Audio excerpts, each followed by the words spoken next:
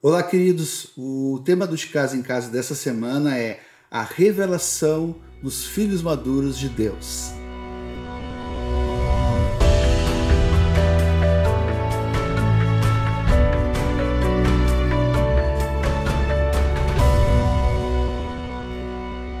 Queridos, nessa semana nós vamos meditar no texto de Romanos capítulo 8, versículo 18 e 27. Eu queria aqui puxar um dos textos já para a gente começar a conversar um pouquinho aqui juntos, que diz que a natureza criada aguarda com grande expectativa que os filhos de Deus sejam revelados. E eu queria perguntar aqui para o Dario, por que a natureza hoje ela aguarda com expectativa a manifestação dos filhos de Deus? Bom, olá a todos. A natureza ela foi afetada pelo pecado. Então, a gente vive num mundo caído, né? Meio de uma geração corrupta e perversa, né? Como diz a palavra. Paulo fala também que a gente vive num mundo tenebroso, em meio de uma era perversa, né? Então, e a natureza, tanto a fauna, a flora, os seres humanos, eles foram afetados pelo pecado, né? Então o pecado afetou todos nós, de forma que nós fomos afastados de Deus com o pecado. Então nós, seres humanos, através do pecado, nós fomos afastados de Deus.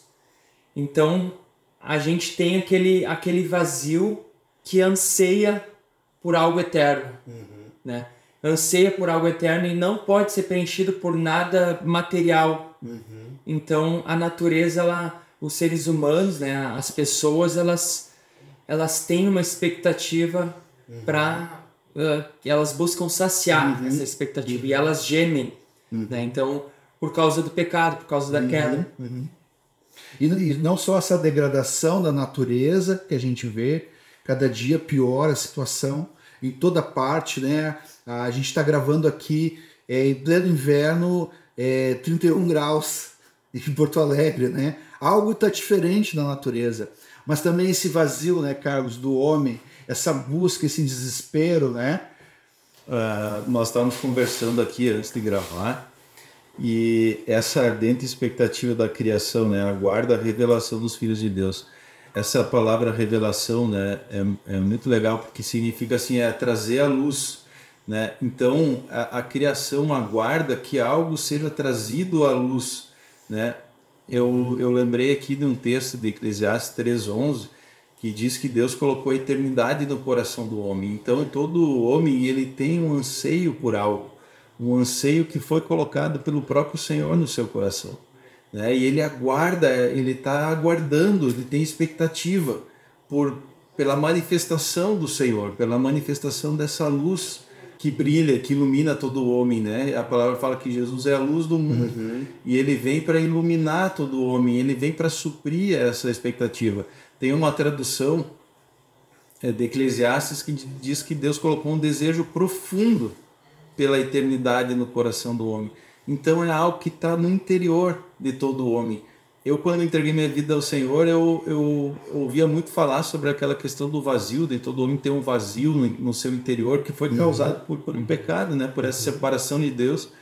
E eu achava que eu não tinha nenhum tipo de vazio assim, né? E aí depois eu comecei a ver o quão vazio era, o quão grande era esse vazio. E ele só pôde ser suprido por causa do Senhor. Então essa revelação, esse trazer à luz, né? Às vezes a gente acha que pode ser tá falando só de pecado, né? Algum pecado em oculto, que está em oculto, alguma coisa assim. Mas às vezes pode não ser especificamente um pecado que está em oculto, mas a nossa vida convém que ele cresça e eu diminua, né? É nós diminuirmos para que a vida do Senhor cresça, apareça, se manifeste. E a criação está aguardando isso. Né? Diz que o texto diz que a natureza, a criação, o homem que faz parte de tudo isso, que ele geme, aguardando essa manifestação. A gente sabe que o Senhor vai voltar, ele vai se manifestar, nós teremos os nossos corpos transformados, redimidos, né? Através dessa obra tremenda da revelação do Senhor Jesus, mas hoje ele quer já se revelar. Quer se revelar através de nós, através da nossa vida. Né? Como o Carlos falou, nós somos esse luzeiro que vai iluminar, que vai trazer revelação, que vai tirar a cortina e vai se apresentar quem é Deus. Né? E Deus quer se revelar. Não há outra forma de Deus se revelar a não ser através do Filho, Jesus. Independentemente, embora essa é a nossa esperança, daquilo que ele quer fazer, ainda com nossos corpos mortais, o que ainda carregamos, porque ainda há sofrimento aqui, mas através da nossa vida, da vida de proclamação, da nossa luz, das obras que a gente faz, obras essas que nós fazemos? Obras do nosso Pai Celeste que está no céu, onde as pessoas possam ver quem é Deus, quem é Deus, o que é Deus, e quando eles olham para nós e veem homens e mulheres que são filhos maduros, que são filhos, na verdade, espirituais, que têm uma vida espiritual, eles podem saber o que é espiritual, podem conhecer um Deus todo-poderoso que criou todas as coisas. E a gente estava conversando aqui antes, e eu sempre falo que nessas pré-conversas do De Casa em Casa é que deveria ser gravado, porque sempre tem coisas muito boas ali. E o Dario estava falando sobre, muitas vezes até a gente sente também essa tristeza, um abatimento, né, de ver ainda pessoas, ou às vezes entes queridos que ainda não conhecem o Senhor, não conhecem a vida, não tem isso que foi completado na nossa vida e que temos a esperança de uma obra completa quando tivermos realmente o nosso corpo transformado. Né, Dani? Eu estava falando pro Jimmy que às vezes a gente vai ter pode ser uma dor que a gente carregue pro resto da vida, né? Até que é essa dor de ver um ente querido não convertido, talvez um filho, ou um pai, um irmão, que ainda não se converteu. Então, essas pessoas elas vão estar sempre nas nossas orações, né? A gente vai estar sempre ali intercedendo e clamando pela vida dela, né? Diante de Deus. Então, é uma luta, né? Uma dor, uma luta que a gente vai carregar, né? Até que elas se convertam. Né? Uma outra coisa interessante assim sobre esse texto, a forma como a palavra está falando, é que a nossa vida está baseada nessa esperança, não é verdade? E estamos aguardando o que o Senhor vai fazer ainda nos nossos corpos mortais, né? E nós estávamos falando sobre a questão da eternidade aqui, que realmente assim muito mais do que a imortalidade do nosso corpo, né? Mas nós temos uma vida inteira, para todo sempre, a vida do eterno em nós, sem nenhuma dificuldade, sem nenhuma situação. Mas há uma esperança, e nós andamos nessa esperança. A palavra fala que é em Cristo também que nós sustentamos essa esperança. E esse esperar nele é fé também. É nós crermos naquilo que ele disse, crermos naquilo que ele é, e ele vai nos sustentando. Agora, o fato de nós estarmos hoje aqui com a nossa vida regenerada em Cristo, né? Glória a Deus.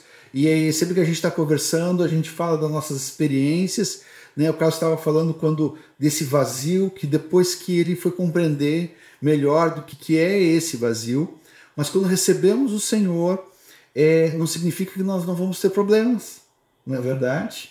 Pode ser que a gente passe ainda até aquele dia que o Senhor vai nos chamar para um sofrimento.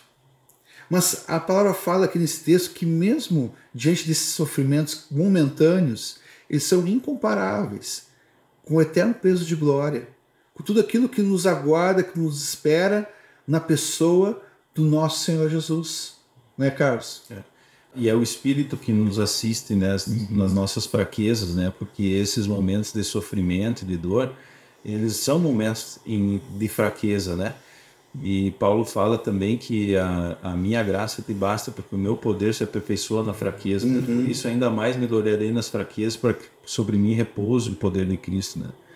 E então eu estava lembrando aqui também do batismo com o Espírito Santo, sabe?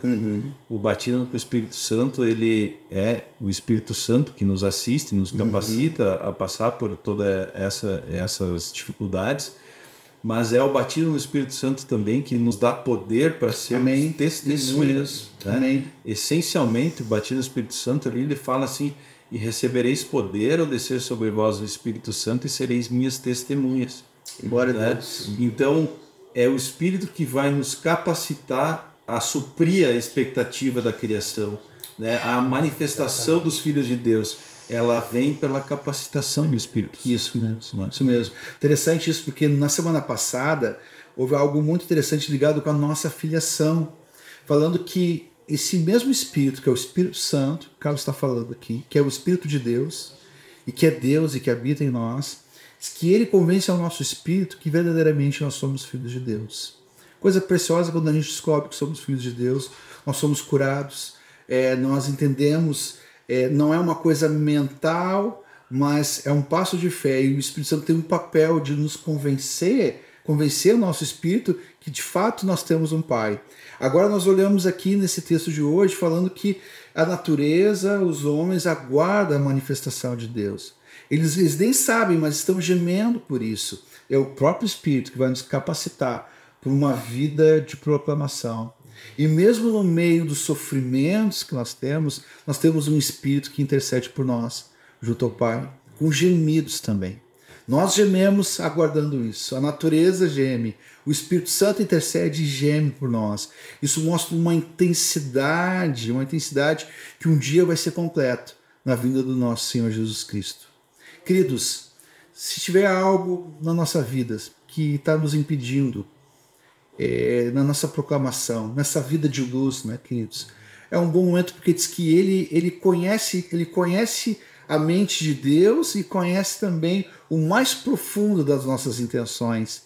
E ele pode nos mostrar e nos ajudar a vivermos essa vida de obediência, a sermos de fato esses luzeiros, manifestando o que é realmente o corpo de Cristo, trazendo razão, trazendo resposta na pessoa de Jesus por meio do corpo de Cristo. É um tempo de a gente poder se examinar, podemos perguntar isso, como está a nossa vida de proclamação, como que está essa vida, né, Carlos? E daria de poder que ele nos deu por meio do seu Espírito Santo para proclamar, para falar aos perdidos, para falar aos nossos parentes, amigos, colegas, todas as pessoas que estão ao nosso redor, que também estão clamando por isso. É um bom momento para nós falarmos isso. E podemos compartilhar nas nossas casas, e mais uma coisa que nós estávamos conversando, e coisa boa a gente poder fazer um vídeo juntos, porque tudo na vida cristã não se faz sozinho.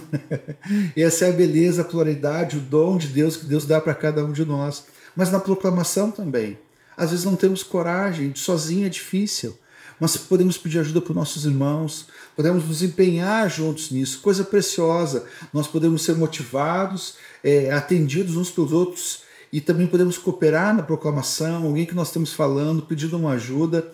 Eu sempre falo uma experiência assim que às vezes eu sou para falar para alguém sozinho, eu sou meio um gatinho, mas se eu estou com meus irmãos eu viro um leão, porque nós sentimos a força da pluralidade, da graça que Deus deu para cada um de nós. E nós queremos animar vocês a isso, a uma vida de manifestação, de filhos maduros, espirituais, que sabem qual é a vontade de Deus. Que Deus abençoe cada um de vocês, graça por cada um aí. Um grande abraço a todos. Amém. Tchau, tchau.